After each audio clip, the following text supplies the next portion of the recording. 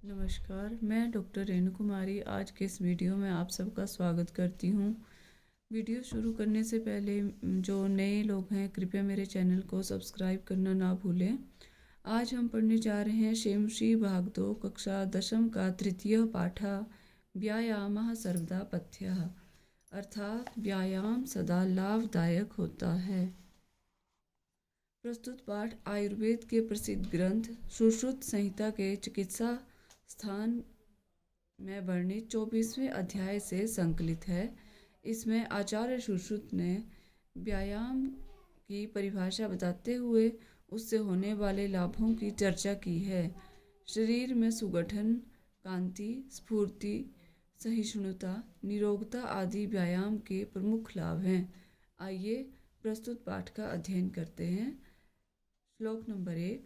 शरीरायास जननम करम व्यायाम संगीतम तत्कृत्वा तु सुखम देहम विमृदनीयात् समन्ततः। अन्वय है। शरीरायास जननम करम व्यायाम संगीतम भवति सुखम तत्कृत्वा तु समन्ततः देहम विमृदनीयात्, अर्थात शरीर का श्रमजन्य कर्म, शरीरायास जननम कर्म, शरीर का श्रमजन्य कर्म व्यायाम संगीतम, व्यायाम कहलाता है। सुखम तत्कृत्वा तु, सुखपूर्वक उसको, किसी व्यायाम को करके, समन्ततः देहम विमृदनीयात्, पूरी तरह शरीर की मालिश करनी चाहिए, अर्थात शरीर का श्रमजन्य कर्म व्यायाम कहलाता है। सुखपूर्वक उसको करके शरीर की पूरी तरह से मालिश करनी चाहिए। शरीरोपचयः कान्तिर्गात्राणां सुविभक्ता दीप्ताग्निं त्वम् अनालस्यं स्थिरत्वं लाघवं ऋजा। अन्वय है। व्यायाम शरीरोपचयः कान्तिः गात्राणां सुविभक्ता दीप्ताग्नित्वम् अनालस्यं स्थिरत्वं लाघवं ऋजा च जायते, अर्थात व्यायामात्, व्यायाम से, शरीरोपचयः शरीर की वृद्धि, कांति कांति, गात्राणाम सुविभक्ता शारीरिक सौंदर्य, दीप्ताग्नित्वम जठराग्नि की प्रबलता, अनालस्यम जठराग्नि की प्रबलता अर्थात पाचन शक्ति का बढ़ना, अनालस्यम स्फूर्ति, स्थिरत्वम दृढ़ता, लाघवम हल्कापन व मृजा च जायते व स्वच्छता उत्पन्न होती है, अर्थात व्यायाम से शरीर की वृद्धि, कांति, शारीरिक सौंदर्य, जठराग्नि की प्रबलता, पाचन शक्ति बढ़ाना, स्फूर्ति, दृढ़ता, हल्कापन व स्वच्छता उत्पन्न होती है। श्लोक नंबर 3। श्रमक्लं पिपाशोषण शीतादीनां सहिष्णुता आरोग्यं चापि परमं व्यायामात् उपजायते, अर्थात अन्वय है। व्यायामात् श्रमक्लं पिपासा उष्ण शीतादीनां सहिष्णुता अपि च परमं आरोग्यम उपजायते, अर्थात व्यायामात्, व्यायाम करने से, श्रम क्लम परिश्रम से उत्पन्न थकान, पिपासा प्यास, उष्ण शीत आदि नाम गर्मी सर्दी, सहिष्णुता अपि च सहने की शक्ति उत्पन्न होती है। साथ ही परमम आरोग्यम उपजायते, परम आरोग्य अर्थात अच्छा स्वास्थ्य भी प्राप्त होता है, अर्थात व्यायाम करने से परिश्रम से उत्पन्न थकान, प्यास, गर्मी सर्दी, सहने की शक्ति उत्पन्न होती है। साथ ही परम आरोग्य, अच्छा स्वास्थ्य भी प्राप्त होता है। श्लोक नंबर 4। न चास्ति सदृशं तेन किंचित स्थौल्यापकर्षणं न च व्यायामिनं मतर्यमर्त्यन्त्यर्यो बलात्। अन्वय है, तेन व्यायामेन सदृशं च स्थौल्यात्कर्षणं किंचित न अस्ति व्यायामिनं मतर्यम अर्यः च बलात् न अर्दयन्ति। अर्थात तेन उसके व्यायामेन व्यायाम के समय सदृशम च समान स्थौल्यापकर्षणम स्थूलता अर्थात मोटापे को दूर करने वाला कुछ भी नहीं है, और व्यायामिनम व्यायाम करने वाले व्यक्ति को मतर्यम शत्रु भी अपने अर्यः च शत्रु भी अपने बल से कुचल नहीं सकते, अर्थात हानि नहीं पहुंचा सकते। एक बार पुनः इसका अर्थ समझेंगे।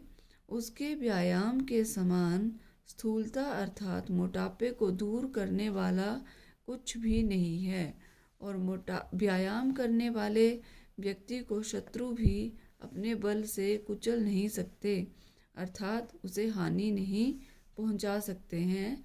अर्थात जो व्यक्ति व्यायाम करता है वो स्वस्थ व्यक्ति होता है और बलशाली भी होता है, तो शत्रु भी उसका कुछ नहीं बिगाड़ सकते। यह इनका अभिप्राय है कहने का।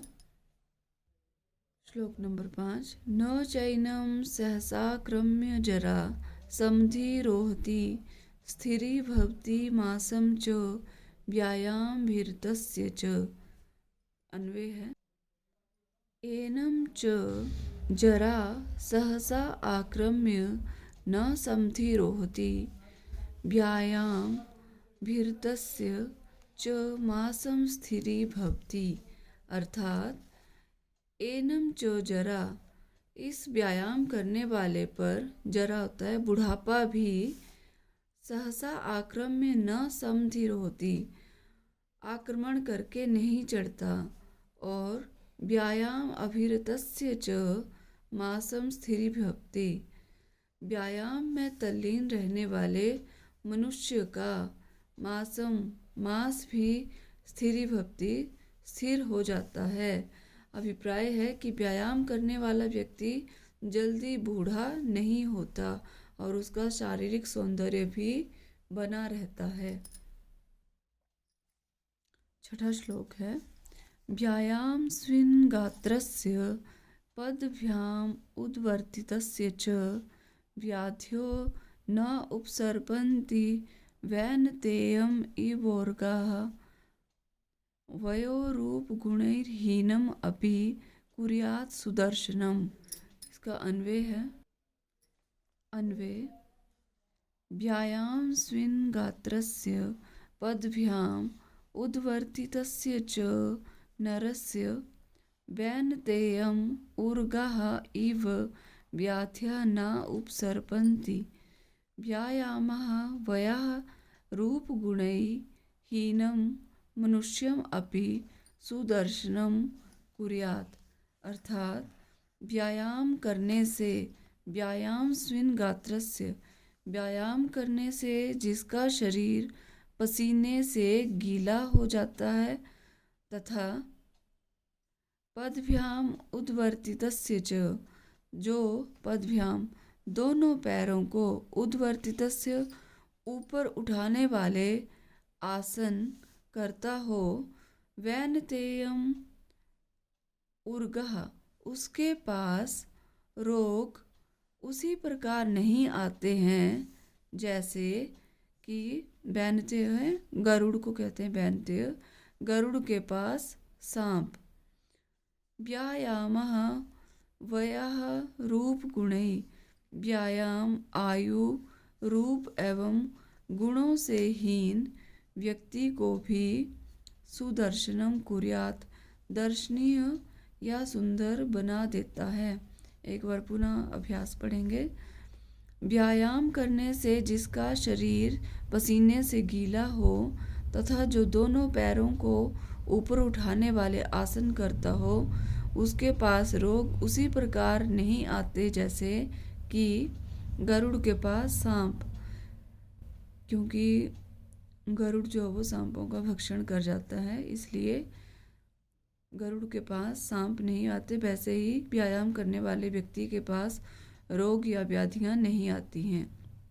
व्यायाम आयु, रूप एवं गुणों से हीन व्यक्ति को भी दर्शनीय बना देता है। 7वां श्लोक है। व्यायामं कुर्वतो नित्यं विरुद्धम अपि भोजनं विदग्धं विदग्धं वा निर्दोषं परिपच्यते। अन्वय है। नित्यं व्यायामं कुर्वतः नरस्य विरुद्धम अपि भोजनं विदग्धम अविदग्धम वा निर्दोषम परिपच्यते। अर्थात नित्यम व्यायामं कुर्वतः, व्यायाम करने वाले व्यक्ति का विरुद्धम अपि अर्थात देश काल या वातावरण के विरुद्ध किया हुआ भोजनम विदग्धम, भोजन भी बिना किसी दोष के अर्थात अविदग्धम व निर्दोषम परिपच्यते, सहजता से ही पच जाता है, चाहे वह अच्छी तरह पका हो या न पका हो। भाव ये है कहने का कि व्यायाम करने वाला व्यक्ति यदि अपने घर से दूर या बाहर का खाना भी यदि खा लेता है या परिस्थिति के अनुसार उसे अगर मिर्च मसालेदार या अपने स्वभाव के विपरीत खाना भी खाना पड़े, तब भी वो उसे नुकसान नहीं पहुंचाता, बल्कि उसका शरीर उसे सहजता से पचा लेता है। 8वां श्लोक है। व्यायामो हि सदा पथ्यो बलिनां स्निग्धभोजिनां स च शीते वसन्ते च तेषां पथ्यतमः समृतः। अन्वय है। स्निग्धभोजिनां बलिनां हि व्यायामः सदा पथ्यः भवति, शीते वसन्ते च सः तेषां पथ्यतमः समृतः। अर्थात स्निग्ध भोजिनाम, स्निग्ध होता है चिकनाई युक्त, भोजिनाम भोजन करने वाले, बलिनाम ही बलशाली व्यक्तियों के लिए, व्यायामः व्यायाम सदा, पथ्यः कल्याणकारी होता है, शीते बसंते च सह तेषां पथ्यतमा समृतः उनके लिए सर्दी व बसंत ऋतु में व्यायाम और भी अधिक लाभदायक माना गया है। एक बार पुनः अर्थ पढ़ेंगे इसका अर्थ। स्निग्ध चिकनाई युक्त भोजन करने वाले बलशाली व्यक्तियों के लिए व्यायाम सदा कल्याणकारी होता है, उनके लिए सर्दी व बसंत ऋतु में व्यायाम और भी अधिक लाभदायक माना गया है। 9वां श्लोक है। सर्वेषु ऋतुषु अहरः पुंभिः आत्महितैषिभिः बलस्यार्थेन कर्तव्यो व्यायामो हन्त्यतो अन्यथा। अन्वय है। अतः आत्महितैषिभिः पुंभिः सर्वेषु ऋतुषु अहरः बलस्य अर्धेन व्यायामः कर्तव्यः अन्यथा हन्ति। अर्थात अतः आत्महितैषिभिः, अतः अपना हित चाहने वाले पुंभी पुरुषों के द्वारा सर्वेषु सभी ऋतुओं में अहरह प्रतिदिन या वर्ष भर बलस्य अर्थेन अपने आधे बल शक्ति से व्यायामः कर्तव्यः व्यायाम करना चाहिए, अन्यथा हन्ति अन्यथा व्यायाम हानिकारक होता है या नष्ट करता है। एक बार पुनः अर्थ पढ़ेंगे। अतः अपना ही चाहने वाले पुरुषों के द्वारा सभी ऋतुओं में प्रतिदिन वर्ष भर अपने आधे बल शक्ति से व्यायाम करना चाहिए, अन्यथा व्यायाम हानिकारक होता है अथवा नष्ट कर देता है। श्लोक नंबर 10 है, हृदि स्थान स्थितो वायु यदा वक्त्रं प्रपद्यते व्यायामं कुर्वतो जंतो तद्बलार्धस्य लक्षणम्। अन्वय है, व्यायामं कुर्वतः जन्तोः हृदि स्थान स्थिता वायु यदा वक्त्रं प्रपद्यते तद्बलार्धस्य लक्षणं भवति। अर्थात व्यायामं कुर्वतः, जब व्यायाम करते हुए जंतोः हृदय स्थान स्थिता, मनुष्य के हृदय या फेफड़ों में स्थित वायु यदा वक्त्रम प्रपद्यते, वायु मुख को प्राप्त होती है अर्थात सांस फूलने लगती है, तो तद्बलार्धस्य लक्षणम भवति, तो वह उस मनुष्य के आधे बल का लक्षण होता है। अर्थात जब व्यायाम करते हुए मनुष्य के हृदय में स्थित वायु मुख को प्राप्त होती है तब या सांस फूलने लगती है, तो उस व्यक्ति के आधे बल का लक्षण होता है। 11वां श्लोक है, वयोबल शरीराणि देश कालाश्नानि च समीक्ष्य कुर्यात् व्यायामम् अन्यथा रोगम आपनुयात्। अर्थात अन्वय है, नरः वयः बलं शरीराणि देश काल अश्नानि च समीक्ष्य एव व्यायामं कुर्यात् अन्यथा सह नरः रोगम आपनुयात्। अर्थात मनुष्य को अपनी आयु, देश काल, अश्नानि अपनी ताकत अर्थात शरीर, स्थान, समय, भोजन आदि का विचार करके व्यायाम करना चाहिए, अन्यथा स नरः रोगम आपनुयात्, अन्यथा वह व्यक्ति रोगों को प्राप्त हो जाता है अथवा रोगग्रस्त हो जाता है। कई बार कुछ ऐसे भी आसन होते हैं जो सब व्यक्तियों को लाभकारी नहीं होते हैं, तो अपनी अपनी बीमारी के अनुसार भी आसन करने होते हैं, योग करना होता है। तो इसलिए कहा गया है कि मनुष्य को अपनी आयु, अपनी ताकत अर्थात शरीर, स्थान, समय, भोजन आदि का विचार करके ही व्यायाम करना चाहिए, अन्यथा वह व्यक्ति रोगग्रस्त हो सकता है। ये था हमारा आज का तृतीय पाठ, व्यायामः सर्वदा पथ्यः। ये इसके महत्वपूर्ण शब्दार्थ हैं, इनका अध्ययन अवश्य करना छात्रों, क्योंकि यह संस्कृत में इसका अर्थ और साथ ही हिंदी में इसका अर्थ भी बताया गया है। आइए अब हम प्रस्तुत पाठ का अभ्यास करें। प्रश्न नंबर 1, अधोलिखितानां प्रश्नानाम् उत्तराणि संस्कृत भाषया लिखत। क मतलब कहा गया है कि नीचे दिए गए प्रश्नों का उत्तर संस्कृत भाषा में लिखें। क कीदृशं करम व्यायाम संगीतम कथ्यते। इसका उत्तर है शरीरायास जननम करम व्यायाम संगीतम कथ्यते। ख व्यायामात् किम किम उपजायते, व्यायाम करने से क्या क्या होता है। इसका उत्तर है श्रम क्लम पिपासो उष्ण शीतादीनां सहिष्णुता आरोग्यम च व्यायामात् उपजायते। प्रश्न नंबर ग जरा कस्य सकाशम सहसा न समधिरोहति। इसका उत्तर है व्यायामिनः सकाशम जरा सहसा न समधिरोहति। प्रश्न नंबर घ, कस्य विरुद्धम अपि भोजनम परिपच्यते।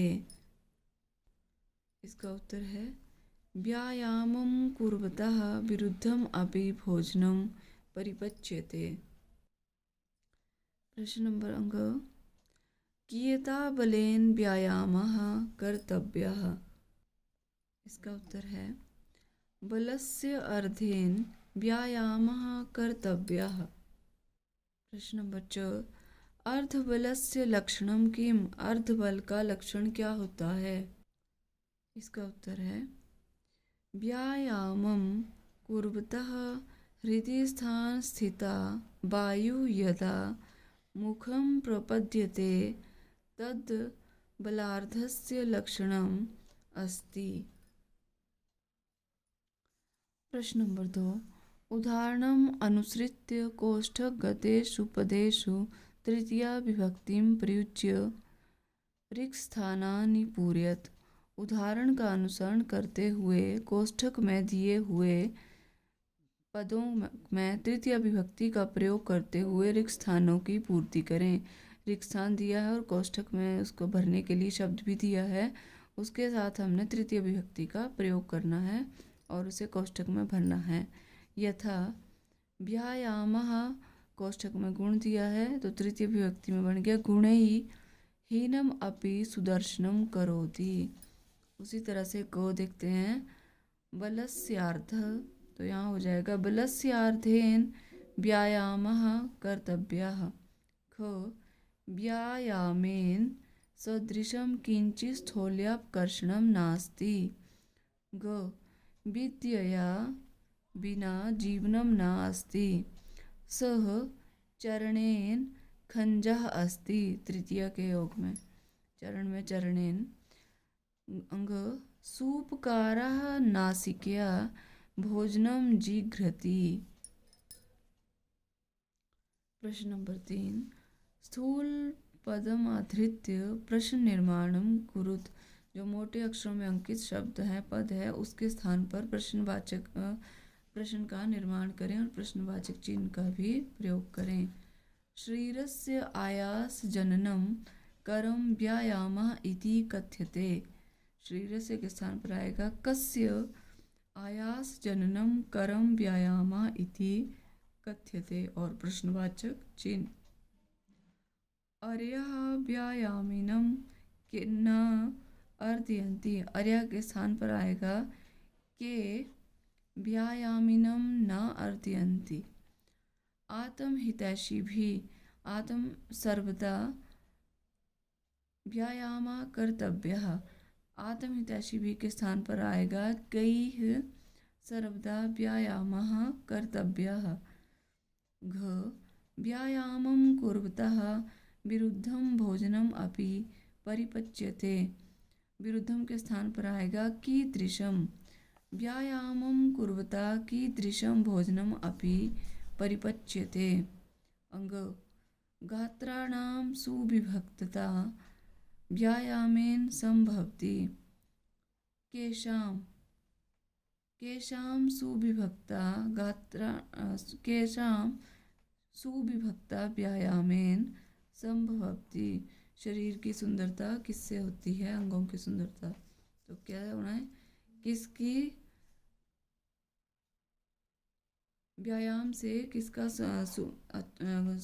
सुंदर होना कहा गया है।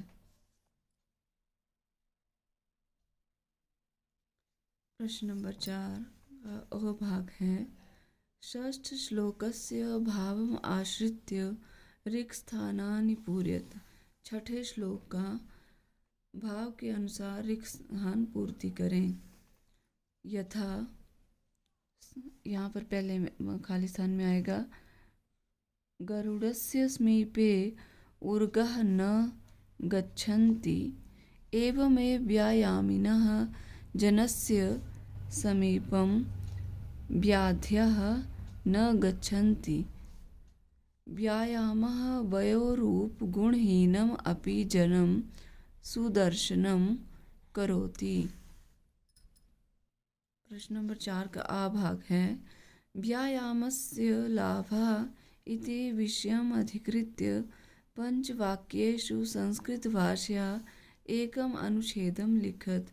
व्यायाम के लाभ, इस विषय को आधार बनाकर 5 वाक्यों में को संस्कृत भाषा में एक अनुच्छेद लिखे। 5 वाक्यों का एक अनुच्छेद लिखना है व्यायाम के ऊपर। आइए, पहला है व्यायामेन स्वास्थ्य लाभः भवति। ठीक है, व्यायाम के लाभ के ऊपर लिख रहे हैं 5 वाक्य।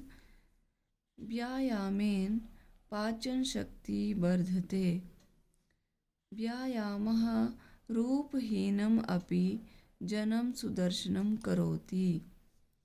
व्यायामेन मनः अपि स्वस्थं भवति। व्यायामेन शारीरिक मानसिक क्षमतायाः विकासः भवति। प्रश्न नंबर 5, यथा निर्देशम उत्तरत। निर्देश के अनुसार उत्तर लिखें। क तत्कृत्वा तु सुखम देहम। अत्र विशेषण पदम किम। यहाँ पर विशेषण पद है सुखम, यह विशेषण पद है। व्याध्यो न उपसर्पन्ति वैनतेयम इवोर्गः।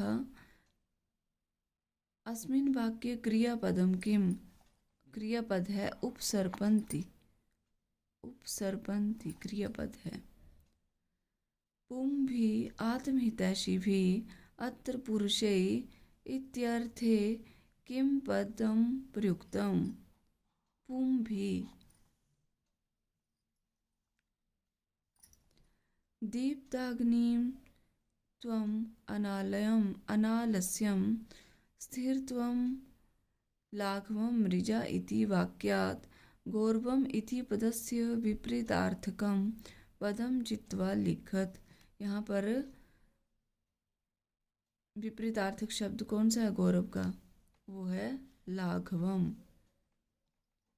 न च अस्ति सदृशं तेन किंचित स्थौल्यापकर्षणम्। अस्मिन् वाक्ये तेन इति सर्वनाम पदम कस्मै प्रयुक्तम। तेन किसके लिए वो प्रयोग हुआ, सर्वनाम पद किसके लिए, व्यायामाय के लिए।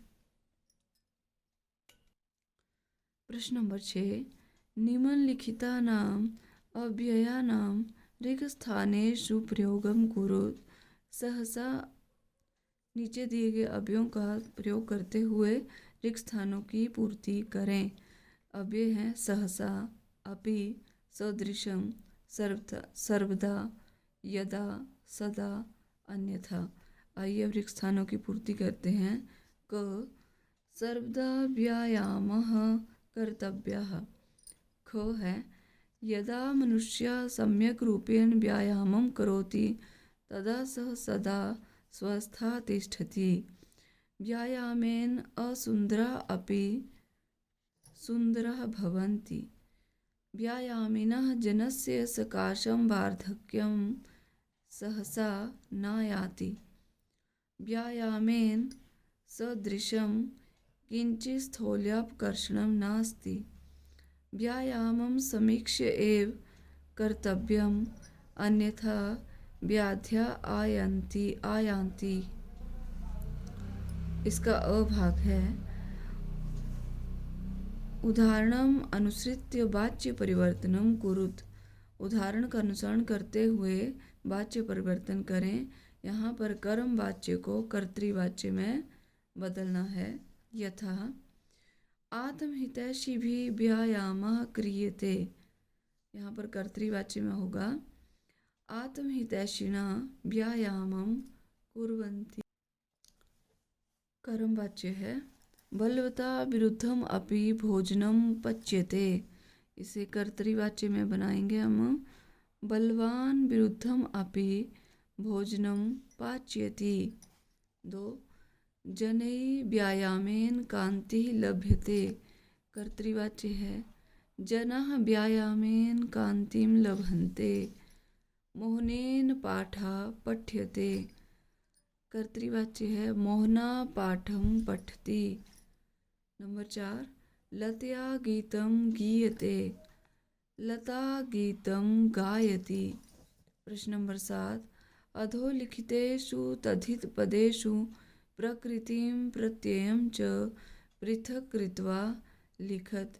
नीचे दिए गए पदों में प्रकृति और प्रत्यय को पृथक पृथक करके लिखें। पथ्यतमः, मूल शब्द है पथ्य, प्रत्यय है तमप। सहिष्णुता, मूल शब्द है सहिष्णु, प्रत्यय है तल। अग्नित्वम, अग्नि शब्द है मूल और त्व प्रत्यय है। स्थिरत्वम, मूल शब्द है स्थिर, प्रत्यय है त्व। लाघवम, लघु शब्द है मूल और अण है इसमें प्रत्यय। 7 का आ भाग है। अधोलिखित कृदंत पदेषु मूल धातुं प्रत्ययं च पृथक कृत्वा लिखत। क है कर्तव्यः, मूल धातु है क्री और तव्य प्रत्यय है। भोजनम, भुज धातु मूल और ल्युट प्रत्यय। आस्थिता, आ उपसर्ग पूर्वक स्था धातु क्त प्रत्यय। समृता, स्मृ धातु क्त प्रत्यय। समीक्ष, सम उपसर्ग पूर्वक ईक्ष धातु ल्यप प्रत्यय। आक्रम्य, आ उपसर्ग पूर्वक क्रम धातु ल्यप प्रत्यय। जननम, जन धातु ल्युट प्रत्यय। तो ये था हमारा तृतीय पाठा व्यायामः सर्वदा पथ्यः। मैं आशा करती हूँ आपको मेरा बनाया हुआ वीडियो पसंद आएगा। कृपया लाइक, शेयर और सब्सक्राइब करना ना भूलें। धन्यवाद।